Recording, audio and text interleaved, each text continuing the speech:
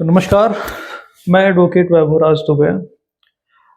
आज मैं एक विषय पे डिस्कस करना चाहूँगा कि बहुत सारे क्लाइंट और लोग मुझसे अक्सर आके पूछते हैं कि वकील साहब मुझे डाइवोर्स पिटीशन, मेंटेनेंस की पिटीशन, सेपरेशन, वापस बुलाने की या कंजुगल राइट की पिटीशन, ये सारी पिटीशन फाइल करनी है तो हम सबसे कहाँ पे फाइल करें? क्या हम डायरेक्ट हाई कोर्ट आ जाएँ, सुप्रीम कोर्ट चले जाएँ या डिस्ट्रिक्ट कोर्ट में कहाँ फाइल करें? तो इसी विषय पे मैं बताना चाहूँगा कि आपको अगर डाइवोर्स पिटीशन या ये फैमिली कोर्ट से रिलेटेड कोई भी पिटीशन फाइल करनी है, तो डिस्ट्रिक्ट कोर्ट में एक फैमिली कोर्ट होती है, आपको वहीं पे फाइल करनी होती है। ना आप हाई कोर्ट आ सकते हैं और ना ही डायरेक्ट आप सुप्रीम कोर्ट आ सकते हैं।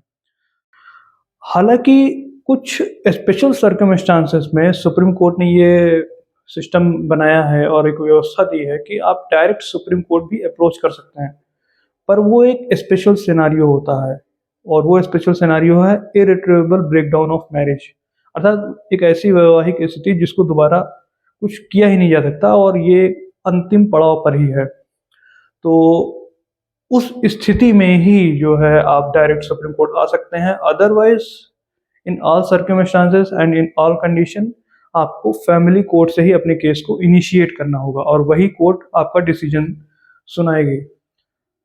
दूसरी चीज़ मैं ये कहना चाहता हूँ कि जब भी आप पिटीशन फाइल करते हैं, ये भी एक बड़ी बात निकल के आती है कि आप फाइल किया पिटीशन और अगले दिन ही हमें डाइवोर्स मिल गया या मेंटेनेंस हो गया या इन जनरल डाइवोर्स के केस में हमें डाइवोर्स तुरंत प्राप्त हो गया। ऐसा नहीं होता।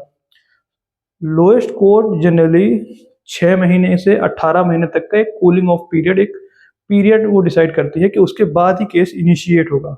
यानी आप जब केस फाइल करेंगे उससे एट लीस्ट कम से कम 6 महीने बाद आपकी प्रोसीडिंग इनिशिएट होगी। तो ये पीरियड रहेगा ही रहेगा।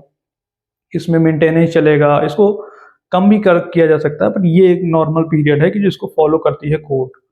हालाँकि जब आप इर्रिट्रीवेबल ब्रेकडाउन ऑफ मैरिज के केस में डायरेक्ट सुप्रीम कोर्ट अप्रोच करते हैं, क्योंकि ये व्यवस्था सुप्रीम कोर्ट ने 2023 की जजमेंट में दे दी है, तो इसके थ्रू आप इस पीरियड को खत्म कर सकते हैं या बाईपास कर सकते हैं। यानी सुप्रीम कोर्ट आर्टिकल 142 के अंडर आके आपके फैमिली कोर्ट के मैटर में आपको डाइवोर्स ग्रांट कर सकता है, जिसका ग्राउंड बनेगा इर्रिट्रीवेबल ब्रेकडाउन ऑफ मैरिज और इसमें 6 से 18 महीने का जो टाइम है वो भी बाईपास हो जाएगा। यानी सुप्रीम कोर्ट आपके पिटीशन फाइल होने और आपके प्रोसीडिंग खत्म होने के तुरंत बाद ही आपको डिसीजन दे देगा। हालाँकि उस सिनेरियो में आपके पास सारी चीज़ें क्लियर होनी चाहिए। यानी जो सुप्रीम कोर्ट में आप केस लेके जाएँगे उसमें आपको जो भी डाइवोर्स की या दोनों पक्ष होंगे जो उसके, वो दोनों पक्ष सहमत होने चाहिए कि हाँ, हमें डाइवोर्स चाहिए, तभी आप जा सकते हैं। अगर डिस्प्यूट है तो आप नहीं जा सकते हैं। यही मेरा कहना था कि अगर आपको डाइवोर्स पिटीशन फाइल करनी है, मेंटेनेंस पिटीशन फाइल करनी है, तो आपको सबसे पहले डिस्ट्रिक्ट की लोएस्ट कोर्ट, फैमिली कोर्ट में आपको पिटीशन फाइल करनी होगी। Thank you.